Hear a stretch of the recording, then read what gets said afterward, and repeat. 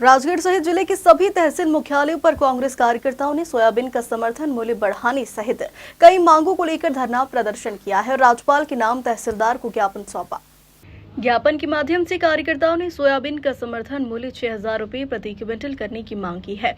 इस दौरान कांग्रेस जिला अध्यक्ष प्रकाश पुरोहित ने भाजपा सरकार पर किसानों की अनदेखी के आरोप लगाए हैं।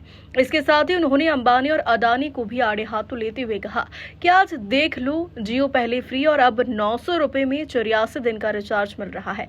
हमारा महीना 30 दिन का होता है और टेलीकॉम कंपनियों का महीना 28 दिन का हो रहा। सस्ते मोबाइल खरीदने वाले आदमी को ऐसी लत लगा दी गई है कि उसके सारे काम एक तरफ और मोबाइल एक तरफ। इस धरना प्रदर्शन में ब्लॉक अध्यक्ष, पूर्व विधायक सहित बड़ी संख्या में किसान और कांग्रेस कार्यकर्ता शामिल हुए। ये पहले तो ये लत लगा दी, ये टेलीफोन की लत लगा दी छोटे छोटे बच्चों को।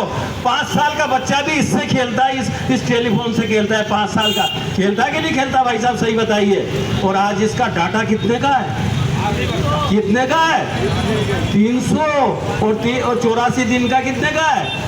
वो हमारा महीना 30 दिन का होता है, इनका महीना कितने दिन का होता है? 28 दिन का होता है। इनका महीना 28 दिन का होता है। क्या केंद्र सरकार के किसी भी हमारे सांसद जी ने या किसी ने पूछा कि बहुराष्ट्रीय कंपनियों का जो पैसा है जो 28 दिन में जाता है, 28 दिन का महीना बना रहा है, क्यों 30 दिन? क्या कुछ मामला है जो आज राजगढ़ जिले में जगह जगह आज किसानों के लिए आप ज्ञापन दे रहे हैं?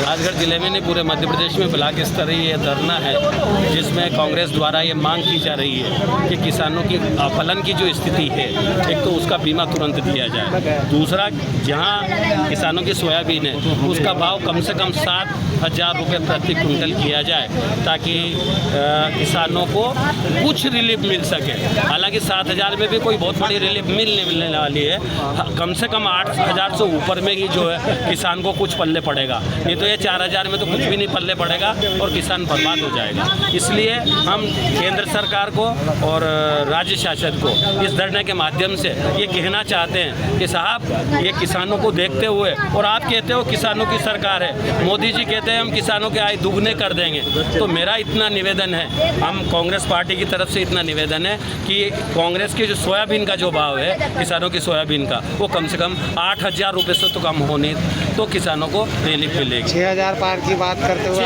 6,000 पार तो पार में तो उसमें कोई थोड़ी है, बस पार की कोई सीमा नहीं है। पर एक जो MSP है, मिनिमम सपोर्ट प्राइस, मतलब आपको अभी एक भाई साहब थे हमारे, उन्होंने बताया था कि जो दवाई 200 रुपये की मिलती थी आज वो 12,000 रुपये लीटर है।